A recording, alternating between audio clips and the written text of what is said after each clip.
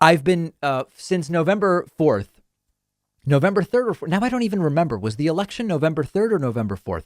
Since the early November presidential election, we have covered the goalpost moves from the right about when Trump is coming back to power. And we are now hours from the next milestone, and law enforcement is on alert over concerns that the QAnon Trumpian people may go nuts when Donald Trump obviously does not become president tomorrow. I'll tell you about that conspiracy theory in a moment. As a reminder, tell me if I'm missing anything, but initially the claim was Donald Trump won in early November, and we will know that when all the votes are counted. Increasingly, as it seemed that was not the case, the move was we are going to file lawsuits in some places to stop the count, in some places to keep counting, even though the ballots are all done being counted. There's no more ballots to count. And once that's done, Donald Trump will be announced as the next president of the United States. November 8th came, and the media said, we've seen enough. Clearly, Joe Biden is the winner. At that point, the Trumpian move became sometime between now and December 14th, when the electors actually certify the state elections and vote their electoral votes. We will get these results overturned either through lawsuits or through sending a different slate of electors or whatever. And none of that happened. And on December 14th, Joe Biden got his 306 electoral votes. And then they said between December 14th and January 6th, the formal counting and acceptance of the electoral votes in a joint session of the House and Senate, sometime in that 3.5 week period, 3 week period, they are going to do something which will prevent Joe Biden from officially getting those votes on January 6th. And we know how that turned out. And then they were waiting for something to happen between January 6th and January 20th. And that didn't happen. So the new one is March 4th, which is tomorrow.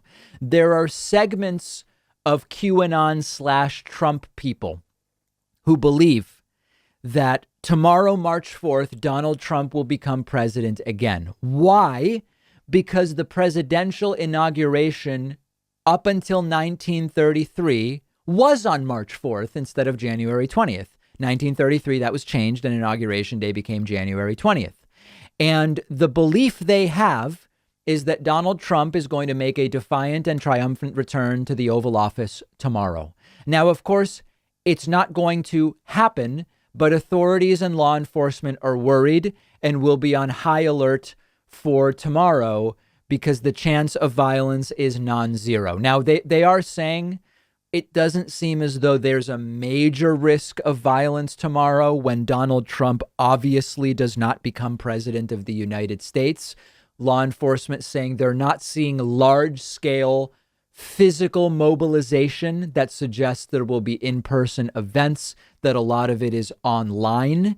And for the time being, we are being told that law enforcement is on alert, but not expecting major violence or in-person elements. Capitol Police, of course, is monitoring it. Federal authorities are exercising caution, etc. There will be additional personnel deployed around the Capitol building. National Guard is going to continue supporting local officers in Washington, D.C.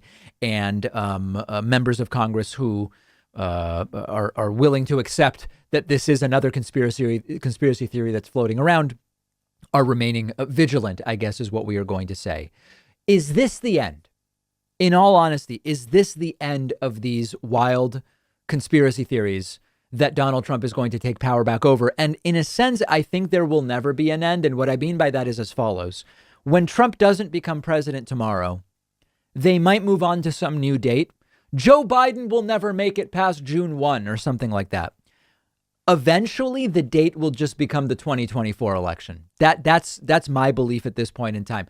As these milestone dates come and go, much like with these end timers who they make a prediction and then the world doesn't end. And then they say, well, our protractor was not aligned properly and we miscalculated. It's actually going to be this other thing. Eventually, they'll just go to we are taking power back in November of 2024 when Donald Trump will win. So if you're expecting them to ever say it's really over, I doubt they're going to do that. I think it will just move to the 2024 election, and as an intermediate, probably even the 2022 election, where they will claim they're going to take control of the House and Senate, which they may, which is why it's important for us to be more focused on the midterms rather than on 2024 at this point in time. A little homework for you, if you're willing, if you're interested. Keep an eye out for what they say tomorrow when Trump doesn't become president. Send me examples of how they rationalize it or what they're saying. If you're on Parler, maybe you can find some interesting stuff there. Right-wing news websites, a coping MAGA Twitter, as it's called, subreddits. I'm curious, and maybe we'll make a segment out of it. When you see me sitting here at the microphone, oftentimes I'm wearing a shirt by a company called Teddy Stratford. And I love these shirts so much that I asked Teddy Stratford to be a sponsor of the show. And here's why I like their shirts so much. With other slim fit button-up shirts, you often get this weird looking gap between the buttons where it looks kind of stretched out. But Teddy Stratford actually has a patented zipper that's hidden underneath the buttons, which secures the shirt against your chest so it doesn't look stretched. And most importantly, it just provides a nicer looking fit overall. And the entire shirt is specially designed to really improve the way your upper body looks when you're wearing it. It also has a special type of collar that prevents it from drooping down and spreading open, which is another really great thing about these shirts. All of these things really do a lot to make a big difference when you're looking at a shirt. And that's why I like to wear Teddy Stratford shirts on the show. Go check them out at davidpakman.com/Teddy. The link is down below, and they'll give you 15% off your first order if you use the coupon code Pakman at checkout.